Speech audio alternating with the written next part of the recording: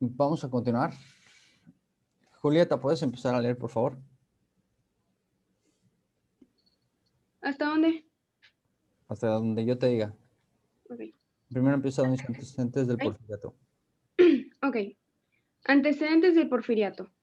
Afirma Gisela von Webster, 2009, citando al historiador Javier García Diego, que para comprender mejor este periodo de la historia de México, que es el único que se identifica con el nombre de su gobernante, hay que reflexionar sobre la biografía del personaje. Porfirio Díaz nació en Oaxaca en 1830. Creció en una época muy complicada, cuando la debilidad del gobierno central llevó al país a graves conflictos internacionales. Uno de esos conflictos fue la guerra contra Estados Unidos de 1846 a 1848, en la cual México perdió más de la mitad de su territorio. Díaz sufrió la inestabilidad política ocasionada por la falta de un proyecto de nación mayoritario y supo de las constantes insurrecciones militares. Desde joven participó como un destacado militar del lado de los liberales. Peleó en la rebelión de Ayutla y en la guerra de Reforma obtuvo el grado de coronel. Gracias. Dafne.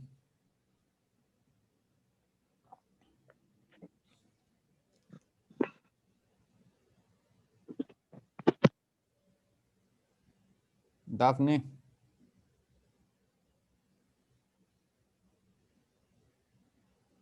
No está Dafne. Nicole Flota. Sí. Continúa, por favor.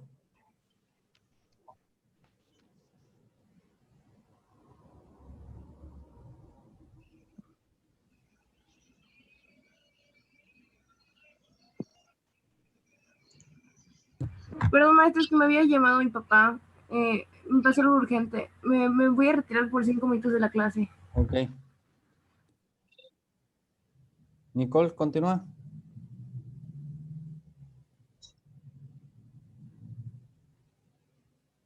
¿Se quedó en también? Sí. También participó activamente combatiendo en la Segunda Intervención Francesa, en la batalla del 5 de mayo de 1862, en Puebla. Al general Ignacio Zaragoza, comandante del ejército mexicano, se le dio la orden de detener el avance de los franceses.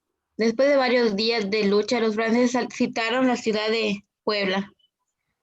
Al enfermarse de gravedad, Zaragoza recurrió al joven militar Porfirio Díaz, que se había presentado algunas semanas antes en el Congreso mexicano, afirmando: «Soy soldado, pido permiso para ir a pelear». En esa batalla del 5 de mayo en Puebla, Díaz se distinguió por su tenacidad y valor, pero también por su carácter rebelde, desobedeciendo los órdenes de no atacar a los franceses.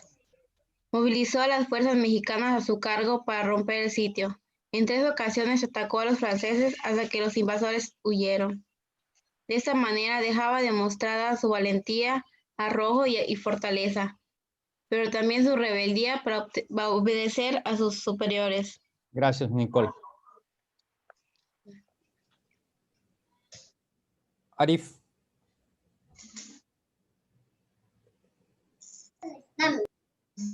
Permítame.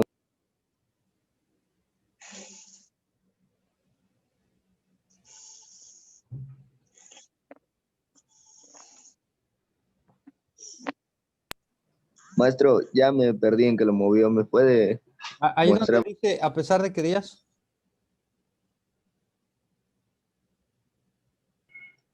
A pesar de que Díaz había anunciado al presidente Juárez su decisión de retirarse de la milicia para dedicarse a la agricultura, cuando Juárez convocó a elecciones en septiembre de 1867, Díaz también participó como candidato. Obtuvo solo 26% de los votos, mientras que Juárez alcanzó el 71.5% de los votos. Esas mismas elecciones disputó con Sebastián Lerdo de Tejada la presidencia de la Suprema Corte y para ese puesto Porfirio Díaz alcanzó el 42% de los votos. Años después, en las elecciones de 1871, se enfrentaron a Juárez tanto Lerdo de Tejada como Díaz, postulado por el Partido Constitucionalista, volviendo a ganar esa elección Benito Juárez, pero esta vez con una diferencia bastante menor. En septiembre de 1871, Porfirio Díaz encabezó una rebelión con el PAN de Noria, en donde se pronunció contra la reelección, pues Juárez tenía ya 13 años en el poder. Gracias, Arif. Eso. Carlos Said Ávila. No puede entrar a la clase. Tiene unos problemas en casa. Ok.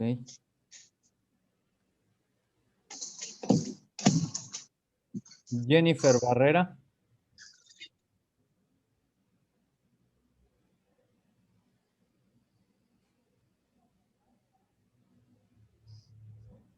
Sí, Continúe, por favor, Jennifer. no se quedó, maestro, no escuché muy bien al final. Benito Juárez murió. Benito Juárez murió repentinamente en 1872 y Sebastián Lerdo de Tejada, presidente de la Suprema Corte de Justicia en ese momento, lo sucedió en el poder. Al concluir los 4 años de gobierno, Lerdo de Tejada trató de reelegirse, situación a la que se opuso José María Iglesias, presidente de la Suprema Corte de Justicia en ese año. El 10 de enero de 1876, Díaz aprovechó el conflicto entre Lerdo e Iglesias para levantarse en armas con la campaña de no reelección, por medio del plan de Tuxtepec. Gracias. Jocelyn. Me escucho, ¿verdad? Sí, sí, escucho. Adelante. Así, el 28 de noviembre de 1876, Porfirio Díaz se autonombró jefe del Poder Ejecutivo de la República y nombró su gabinete. Algunos días después decretó que cedía el poder al general Juan N. Méndez. Más tarde, en febrero de 1877, asumió provisionalmente la presidencia y convocó elecciones en las que resultó ganador. Tú misma. De esta manera, el 5 de mayo de 1877, Díaz tomó posesión constitucionalmente como presidente de México. Para entonces, contaba con 46 años de edad y le había tomado 10 años llegar al poder. Vale la pena mencionar que su experiencia previa marcó su forma de gobernar. Desconfió de los gobiernos breves y frívolos. Se esforzó para pacificar el país, aunque fuera una paz forzada. Despreció los procesos electorales y fue cuidadoso en las relaciones internacionales.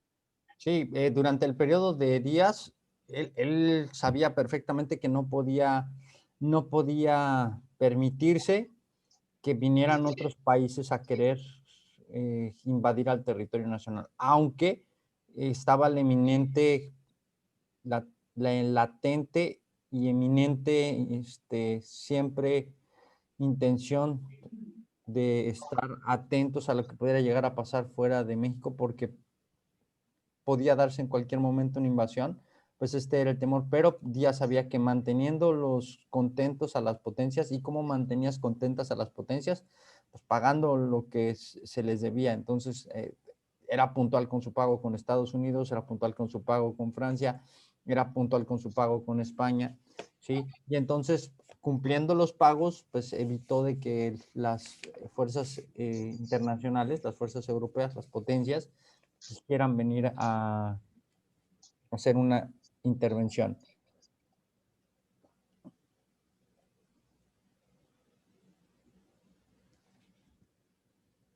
Manuel Adolfo Canul, características políticas del porfiriato, por favor.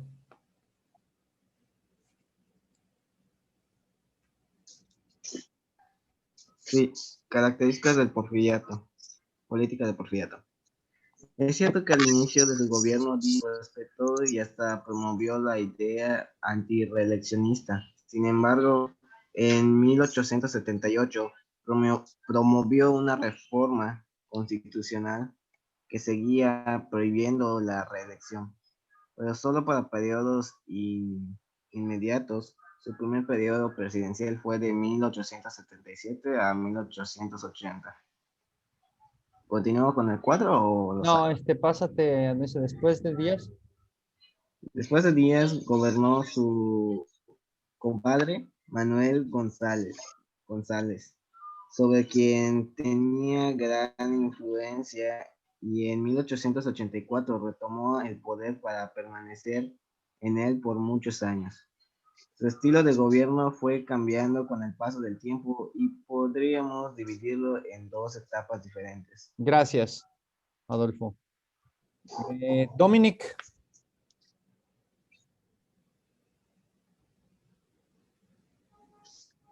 Presente. continúa por favor, Dominic. Voy. Espera. Es en la primera etapa, ¿no? Sí, claro. En esta etapa abarca desde que ocupó por primera vez la presidencia en 1877, hasta cuando se aceptó la relación indefinida, 1890. El gobierno enfrentaba muchos y muy variados problemas, entre ellos la sociedad mexicana era sumamente heterogénea. No había una identidad nacional. Los mexicanos estaban divididos y apoyaban proyectos de naciones diferentes. La Constitución de 1857 no había sido cabalmente aplicada. Las fronteras, tanto en el norte como en el sur, no eran respetadas ni confiables. Seguía vigente la amenaza de invasiones extranjeras. Continúa, por favor. ¿Sigo? Sí, por favor. Porfirio Díaz tuvo logros importantes en el ámbito internacional. Pagó los préstamos puntualmente a Estados Unidos, puso límites a su expansión territorial y ganó su reconocimiento como presidente. Gracias, hasta ahí. Manuel Carrillo. Con este, ¿no? El cuadro, ¿no? Sí, Ok. Con este y con otros países promovió la extensión extranjera mediante la incentivos, inversión extranjera. inversión extranjera mediante incentivos y privilegios, con una estrategia fundamental para modernizar la economía. Para unificar las facciones liberales, incorporó a su gobierno y al ejército a partidarios de Juárez, Lerdo e Iglesias, y también a imperialistas, claro que siempre armonizándolos alrededor suyo. También suavizó las tensiones que existían desde tiempo atrás entre el gobierno liberal y la Iglesia. No se cambiaron las leyes, pero hubo mayor tolerancia en su aplicación. Admitió que la Iglesia recuperará algunas propiedades, que se reinstalará el clero regular con frailes y monjas, y que se fundarán congregaciones de vida activa dedicadas a la educación y a la atención de necesitados. Sin embargo, mantuvo una actitud laicista e impulsó a este tipo de formación para los profesionistas e intelectuales de la preparatoria y la universidad. ¿Sigo? Sí, por favor. Sigue. Esta etapa fue de construcción, pacificación, unificación, conciliación y negociación, pero también de represión. De acuerdo con su política de pan o palo, el gobierno del presidente Díaz combatió las rebeliones agrarias de Sonora y Yucatán con mano dura. Los asaltantes de caminos y bandoleros fueron capturados y asesinados por los temibles guardias rurales, y sus enemigos políticos recibieron castigos muy severos. Otra frase famosa de su gobierno fue "mátalos en caliente". Ok, hasta ahí. Voy a terminar con el pase de lista. Rodrigo Castro. Maritza Cetina. Presente. David Díaz. Presente. Osvaldo Emanuel. Presente. Karen Mitchell. Presente. Akin Yael. Presente. Joshua.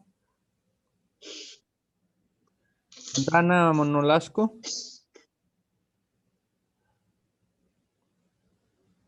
Karina Palomo.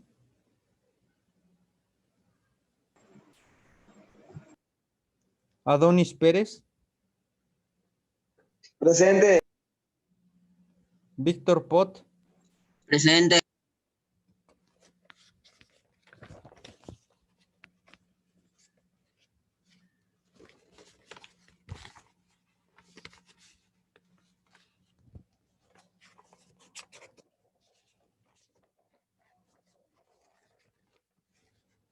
Kate Melissa Rendón. Presente. Gabriela Rodríguez Canul. Presente. Naomi Sainz. Presente. Roberto Sánchez. Presente. Ashanti Torres. Presente. David Valdés.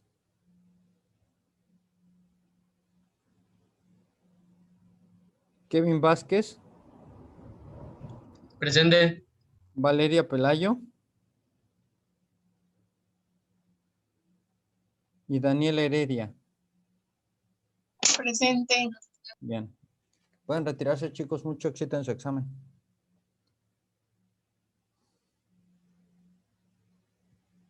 Gracias.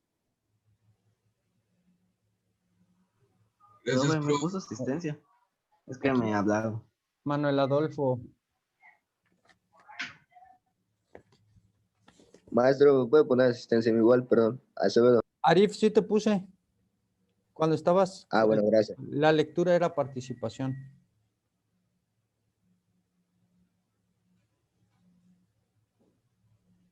Manuel Adolfo. Sí, tienes asistencia, Manuel. Ok, gracias. Por nada, bye.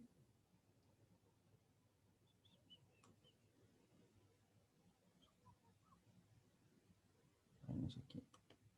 Vamos acá.